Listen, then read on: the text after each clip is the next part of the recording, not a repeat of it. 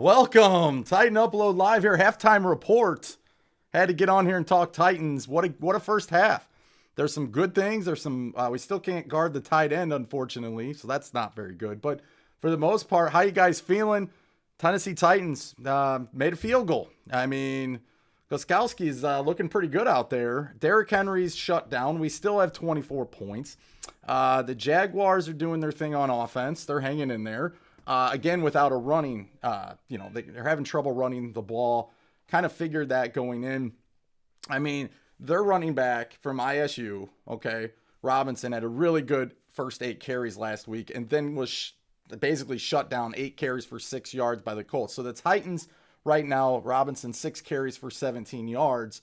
And then on the other side, Derrick Henry, 13 carries already before halftime, or at halftime now, for 43 yards. That's 3.3. And guys, it was a lot worse for Derrick Henry. Having a lot of trouble. Saffold he's been blown up a few times, especially on the one sack by Shazan or whatever his name is, the guy from LSU.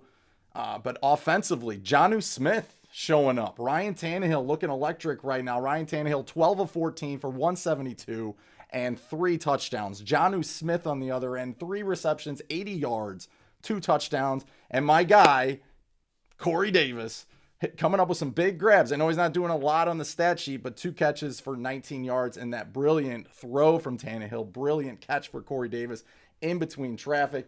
So thankful you guys are here to talk Titans halftime report. What are you guys thinking? We're up by 14. We got up 14-0. Things were looking really, really good. And then all of a sudden, the Jaguars made a play. Shark down the field. Butler got beat again. That's unfortunate. He's been burned a few times. Joseph's been burned a few times.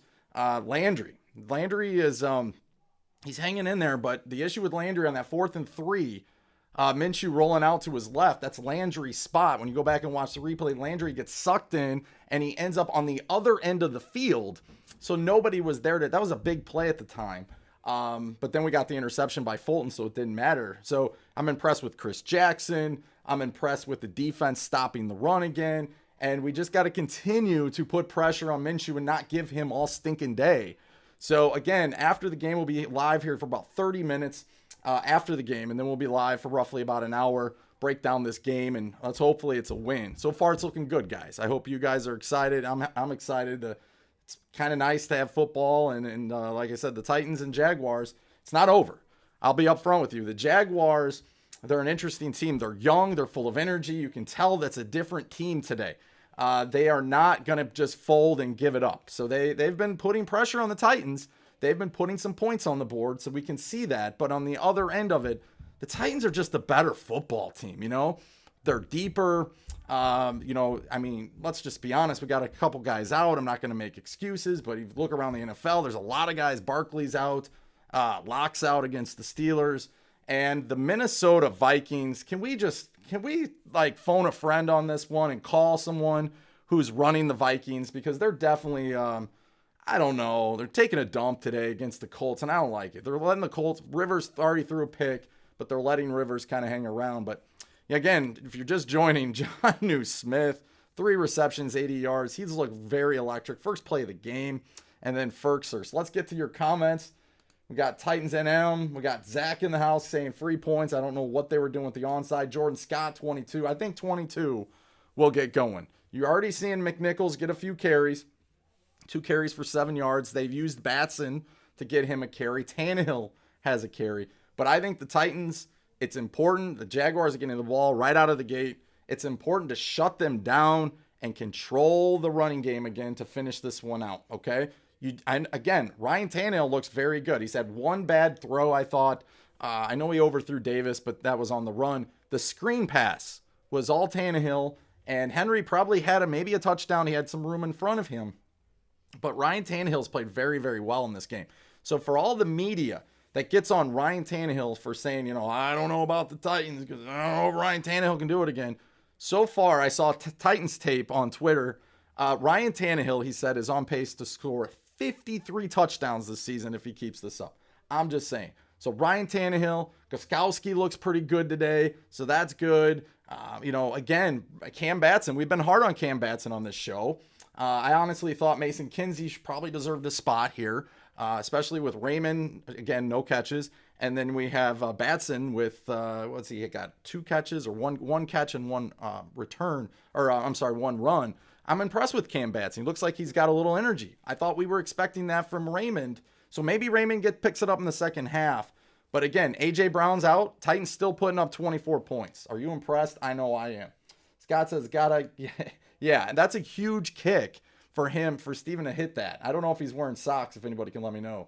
Can't stop the play action. The Jaguars are having trouble on the play action. And then on our end, we're not able to get, let's look at Minshew stats real quick, because Minshew looks like he's having an okay game besides the interception. Yeah, Minshew 14 for 24, which is way different from 19 for 20, but 190. What I've noticed right away with this Jaguars team is you're going to see something different here in the second half. Number one, look for screens in this half by the Titans. The Jaguars gave up 17 receptions last week to the Colts for over 145 yards, okay, and a touchdown. They tried to do it early with Henry. Tannehill made a bad throw, whatever the case. Look for the Titans to go back to that here in the second half, especially if Henry can't get the ball rolling, running it, because the Jaguars are going all out to try to get Henry. But if Henry comes out of the game, you'll notice the Jaguars are really trying to put pressure on Tannehill. So look for McNichols to get involved in the screen game. But again, Gardner Minshew, 14 for 24, 190, 1 touchdown, 1 pick. And what is it with the Titans and tight ends? We covered this on the watch party last week. Weekly brought it up again. It's like we're having a lot of trouble with the tight ends. So look for the Jaguars to continue to exploit that. But the longer this game goes, where we have a 14-point cushion, you're going to notice the Jaguars are going to come out of their shell a little bit. They did it when they were down 14-0, threw a bomb down there to Shark over Butler. And I don't know where Joseph was playing. Usually you don't see Joseph playing in center field as a cornerback, but I'm not sure what kind of scheme we were in defensively. Usually that's Byard to Vaccaro. But that was kind of on Butler. You know, Butler got beat pretty bad deep, and then obviously Joseph was trying to clean it up and it didn't work. Let's see. Tannehill deserves that money. He's looked good. He has looked very, very, very, very good. Let's see. The Teak says Gostkowski pulling through. Braden Henry looked weak to start the game, but yeah, he's finally going. I mean, he's facing a large amount of Jacksonville Jaguars there. Oscar says, what a kick. Star says, let's go. Christopher Stone in the house. Courtney Jackson first. Keisha's going to win that jersey possibly today. So I know she's fired up. We'll have to see what happens with that, but that will be given away at the live show, post-game show after 30 minutes after the game. Scooter, what's going on? It was a great kick. Zach says Henry going to go out there in this half. I think it's needed. It's definitely needed. Jordan says Henry got to get the cooking going. Caleb in the house, tighten up. Glenn, we need to get some pressure on Minshew. Titans NM, I wish I could watch the game. It's a good game, man. The Titans are hanging in there pretty well here. Up 24 to come back. I mean, how about those penalties? You know, the 4 or 5 penalties in a row, it seemed like, for the Titans. They didn't score on that drive, but that's different from last year. We don't just give it up and then punt it. We actually put a lot of pressure on the defense. Those things pay off at the end, and you could see the next drive out, the Titans went right down the field, actually all running plays, with the exception of 2 passing plays, which one was for the touchdown. Legend kicker, Tennessee Titans for the win. Let's hope. Let's hope we can get a win for today. What else we got? Titany, can't wait for a Henry touchdown. Vrabel, we killing it. Vrabel, you should be out there coaching, man. I don't know what you're doing in the postgame or the halftime report. TT Brown says, who gave up the first play to Shark? That was Butler. I believe Butler got burnt, and then someone was trying to play catch up there on the other side. So, anyways, did I lose you guys? Having trouble putting some comments on the screen. Great game so far, says Rocky. Dustin in the house. It's looking good, Rocky. And Rocky says the Jaguars they're not a bad team at all. Super chat time here on the halftime show. Offense has been playing really good. We need to stop the Jags and get the ball back. Let's get the momentum. I agree with that. The Jaguars, thanks so much for the super chat, Christopher, as just from me to you, man. Thanks a lot. I appreciate it here on the channel. This is big for the Titans because you know the Jaguars in years past would lay down. They're done. They got a lot of guys on that team that were stars, but if they got any sort of, they weren't going to live up to the adversity. You know, they'd punch you in the mouth, and if you kind of fell down, then they'd run it up on you. But if you fought back, then they fold. This team does not fold, this Jaguar team. They're young. They're going to have their ups, their downs. You can see they're down 14-0. They kind of come back. They show some brilliance at times. That's just what happens with young teams. That's why the Titans got to keep putting pressure on them. And I think that's Christopher's point. Got to stop them early, go down and score another touchdown, and then, you can hang on. But again, run your offense. You're up 14 points. You don't go into shutdown mode and just hand the ball off the rest of the game. But at the end of the day, Ryan Tannehill's playing pretty well. You got to trust him. For whatever reason, Ferkser and Jonnu Smith, the tight ends, they're putting up pretty big stats.